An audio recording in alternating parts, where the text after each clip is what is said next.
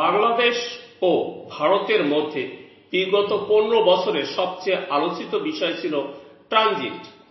সেই ট্রানজিট থেকে একতরফা সুবিধা পেয়েছে ভারত। বাংলাদেশের ভূখণ্ড ব্যবহার করে পূর্বাঞ্চলের 7 রাজ্য সেভেন সিস্টার্সে পণ্য পরিবহনে সুবিধা নিলেও ভারতের ভূখণ্ড ব্যবহার করে নেপাল ও ভুটানে পণ্য পরিবহনের সুযোগ পায়নি Bangladesh. South Asian network on economic modelling এর নির্বাহী পরিচালক সেলিম রায়হান বাংলাদেশ প্রতিদিনকে বলেন, ট্রানজিট বলতে আমরা যা বুঝি অর্থাৎ একটি অঞ্চল বা উপ অঞ্চলের মধ্যে সড়ক, নৌপথ, আকাশপথ এবং রেলপথ বহুমুখী ও কার্যকর যোগাযোগ ব্যবস্থা গড়ে তোলা। বিগত সময়ে সেটি বাস্তবায়ন হয়নি। যা হয়েছে তাকে বাংলাদেশ ও ভারতের মধ্যে দ্বিপক্ষীয় যোগাযোগ ব্যবস্থা বলা যেতে পারে। এ থেকে বাংলাদেশ সুফল নিতে পারেনি। বাংলাদেশের চাওয়া পাওয়া।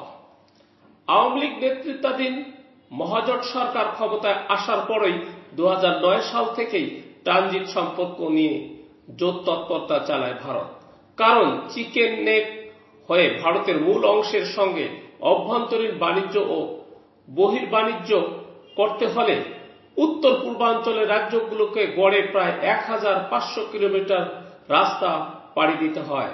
অথচ বাংলাদেশের বন্দরের মাধ্যমে প্রচলিত করিডোর ব্যবহার করা হলে দূরত্ব কমে অর্ধেকে নেমে আসে।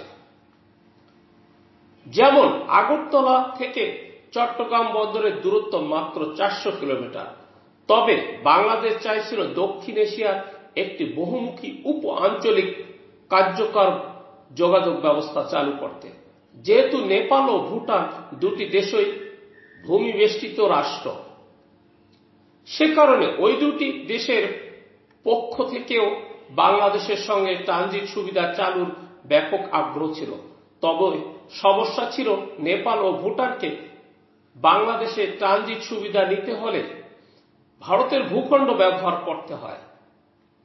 সংশ্লিষ্ট দেশ দুটি ওই সুবিধা পেয়ে এলেও ভারতের করিডোর ব্যবহার করে নেপাল ও ভুটানে যাওয়ার সুযোগ মেলেনি বাংলাদেশের। ফলে পার্শ্ববর্তী দেশগুলোকে নিয়ে যে কানেক্টিভিটি গড়ে তুলতে চেয়েছিল বাংলাদেশ, সেটি কার্যকর হয়নি। এমনকি ভারতের নেতৃত্ব 2015 সালে ব্যাপক উৎসাহ উদ্দীপনার মধ্য দিয়ে যে 4 দেশীয় মোটর ভেহিক্যাল চুক্তি স্বাক্ষর হয়েছিল, সেটি আলোর মুখ দেখেনি। প্রথমে ভুটান সরে যায়, পরে নেপালও আগ্রহ দেখায়নি। একতরফা সুবিধা ভারতে 1972 সালের IWTT চুক্তি অনুযায়ী ভারত নৌ ট্রানজিটের জন্য রয়্যালটি হিসেবে বাংলাদেশকে বার্ষিক 5 কোটি টাকা দিয়ে আসছে। এই বরাদ্দ ছিল নৌপথ সচল রাখার জন্য ড্রেজিং খরচ বাবদ। 2010 সালে ভারতকে নৌপথে ট্রানজিট সুবিধা কার্যকরের গ্রিন সিগন্যাল দেওয়ার পর তখন বেশ কয়েকটি মন্ত্রণালয় মতামত দেয় যে ড্রেজিং এর বাইরেও সড়ক ও নৌপথ ব্যবহারে ভারতীয় জাহাজের উপর সুনির্দিষ্ট মাশুল আরোপ করা উচিত। ওই মতামত পেয়ে 2010-11 অর্থ বছরের বাজেটে নৌপথে ভারতের জাহাজ চলাচলে নির্দিষ্ট মাশুল আরোপের বিধান যুক্ত হয়। বাজেটে প্রবর্তিত বিধান অনুযায়ী জাতীয় রাজস্ব বোর্ড এনবিআর 2010 সালের দ্বিতীয়ার্ধে ভারতের পণ্যবাহী দুটি জাহাজের উপর শুল্ক আরোপ করলে ভারতীয়রা 2072 সালের উপরই উক্ত চুক্তির দোহাই দিয়ে তা দিতে অস্বীকৃতি জানায়। এক পর্যায়ে এ নিয়ে দুই দেশের সরকার পর্যায়ে আলোচনার পর ওই শুল্ক আরোপ থেকে পিছিয়ে আসে আওয়ামী লীগ নেতৃত্বাধীন সরকার।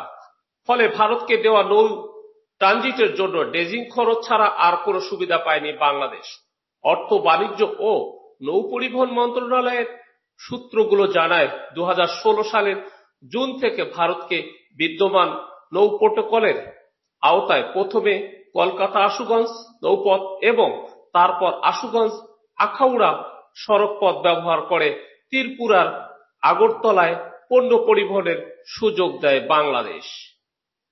2018 সালে দুই দেশের মধ্যে agreement on the use of Chattogram and Mongla port for movement of goods to and from India চুক্তি হয়। পরবর্তী সময়ে 2019 সালে সাবেক প্রধানমন্ত্রী শেখ হাসিনার ভারত সফরকালীন চট্টগ্রাম ও মোংলা সমুদ্র বন্দর ব্যবহার করে ভারতের উত্তর পূর্বাঞ্চলীয় রাজ্যগুলোতে অভ্যন্তরীণ ও তৃতীয় দেশের পণ্য পরিবহনের জন্য ট্রানজিট ও ট্রান্সশিপমেন্টের রূপরেখা বিষয়ে এসওপি সই হয়। 2023 সালের 24 এপ্রিল চট্টগ্রাম ও মোংলা বন্দর বাণিজ্যিকভাবে ব্যবহারের সুবিধা দিয়ে স্থায়ী আদেশ জারি করে এনবিআর। 2023 সালের 1 নভেম্বর আখাউড়া আগরতলা রেল যোগাযোগ ভার্চুয়ালি উদ্বোধন করেন দুই দেশের প্রধানমন্ত্রী। আর ক্ষমতা থেকে পতনের কয়েকদিন আগে গত জুনে ভারত সফরে গিয়ে বাংলাদেশের ভূখণ্ড ব্যবহার করে ভারতকে রেল ট্রানজিট দেওয়ার সমঝোতা চুক্তি করে আসেন শেখ হাসিনা। সেই চুক্তির আওতায় ভারতের পশ্চিমবঙ্গের গেদে দর্শনা থেকে পণ্যবাহী রেল বাংলাদেশের উত্তরবঙ্গের ভূখণ্ড ব্যবহার করে আবার হলদিবাড়ি চিলাহাটি দিয়ে বেরিয়ে যাওয়ার কথা ছিল। সরকার পতনের পর এখন এসব ট্রানজিট চুক্তি ও সমঝোতা স্বাক্ষরগুলো পর্যালোচনা করা উচিত বলে মনে করেন বিশেষজ্ঞরা। ডক্টর সেলিম রায়হান বলেন, প্রকৃত অর্থে এটি কার্যকর ট্রানজিট সম্পর্ক হতে হবে বহুমুখী। আন্তর্জাতিক নিয়ম মেনে এটি বাস্তবায়ন করতে হয়। যে দেশ সুবিধা দিচ্ছে তার মাশুল ফি নির্ধারণে সেই নীতি মেনে দর কষাকষি করতে হয়। কিন্তু ভারতের সঙ্গে এই দর কষাকষি সঠিকভাবে করা হয়নি, ফলে এর থেকে সুফল নিতে পারেনি বাংলাদেশ। এখন এই বিষয়গুলো বিবেচনায় এনে বহুপাক্ষিক ট্রানজিটে নজর দিতে হবে বাংলাদেশকে।